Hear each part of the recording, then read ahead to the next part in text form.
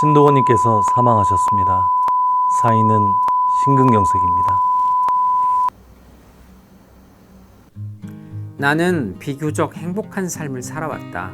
내가 원하던 것들을 이루었고 사랑하는 나의 가족들도 내 곁에 있다. 이제 남은 건 나의 죽음. 나의 죽음마저도 행복할 수 있을까?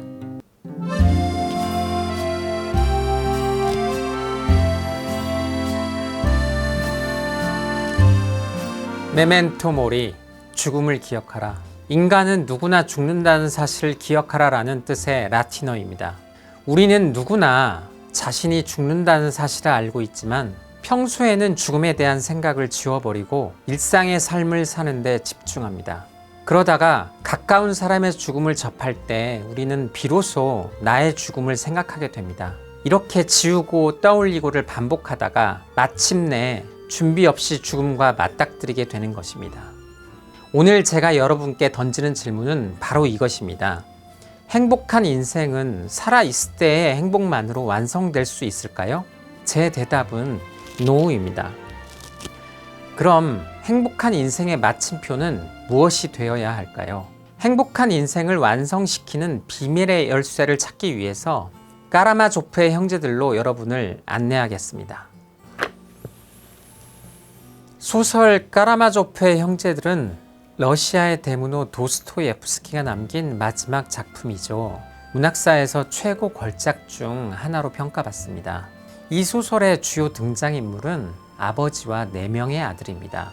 아버지는 악착같이 부를 쌓은 탐욕스러운 인물입니다. 첫째 아들은 재산 상속을 놓고 아버지와 가장 큰 갈등을 벌이죠. 이성적인 둘째 아들은 방관자적 태도를 보이고 감성적인 셋째 아들은 갈등을 조정하려고 했습니다. 그리고 하인이 있는데 아버지의 혼외자입니다. 아버지와 특히 첫째 아들 간의 갈등은 커져만 갑니다. 마이 처먹었다 아이가. 내 돈만 노리는 이 호르자스가 이런 추잡한 오색한 뒤지기 전에 내 돈 돌리줘. 야, 이놈이 지 애비 죽이네.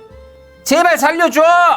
당신은 누구한테든 뒤지게 돼 있어. 차라리 내 손이 낫지. 둘째 아들과 하인은 은밀하게 이를 도모합니다. 전 내일 밤 아무래도 간질 발작을 일으킬 것 같습니다. 무슨 개소리야. 어떻게 간질을 계획적으로 일으킨단 말이야. 내일 밤 제가 제정신으로 보이면 저도 살해 공범으로 몰릴 수 있잖아요. 날 끌어들일 생각하지 마라. 신은 존재하지 않고 모든 건 허용될 뿐이야.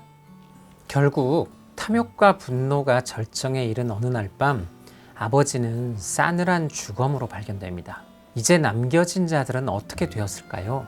먼저 아버지를 죽이겠다고 공언한 첫째 아들은 아버지를 죽인 유력한 용의자로 지목되어 구속되고 결국 시베리아 유배형의 선고를 받습니다. 그런데 실제로 아버지를 살해한 자는 혼외자 하인이었습니다. 그는 자살로 생을 마감하고 둘째 아들은 아버지 살해를 교세한 죄책감에 정신분열을 일으키고 맙니다. 이렇게 끔찍한 비극은 막을 내리게 됩니다. 이제까지 까라마조프의 형제들을 통해 불행한 죽음에 대해서 살펴보았습니다.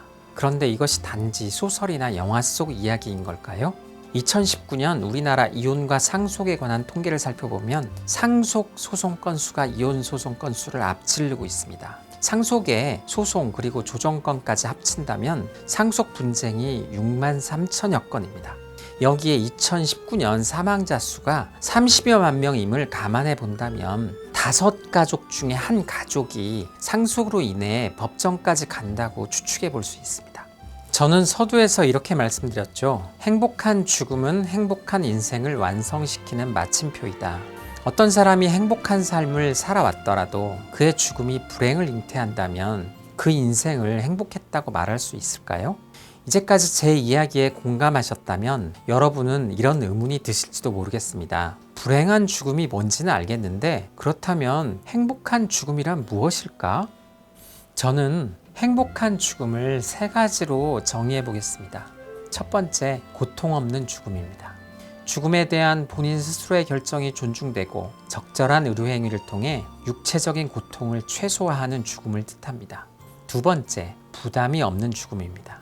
남겨진 사람들이 심적으로나 경제적으로 느끼는 부담을 최소화하도록 준비하는 죽음을 뜻합니다. 세 번째, 갈등이 없는 죽음입니다. 망자의 사후에 남겨진 사람들 간의 상속에 대한 갈등을 최소화하고 망자의 죽음을 진심으로 애도할 수 있는 죽음을 뜻합니다. 고통 없는 죽음, 부담 없는 죽음, 갈등 없는 죽음, 이 세 가지가 잘 조화된다면 우리는 행복한 죽음, 즉 행복한 인생에 훌륭한 마침표를 찍을 수 있을 것입니다. 여러분, 이제 저 신동호 변호사는 여러분과 여행을 떠나려 합니다.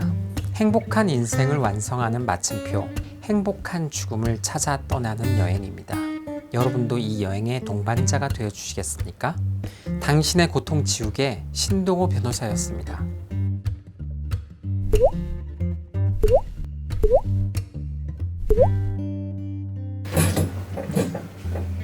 메멘토 모리, 기억해.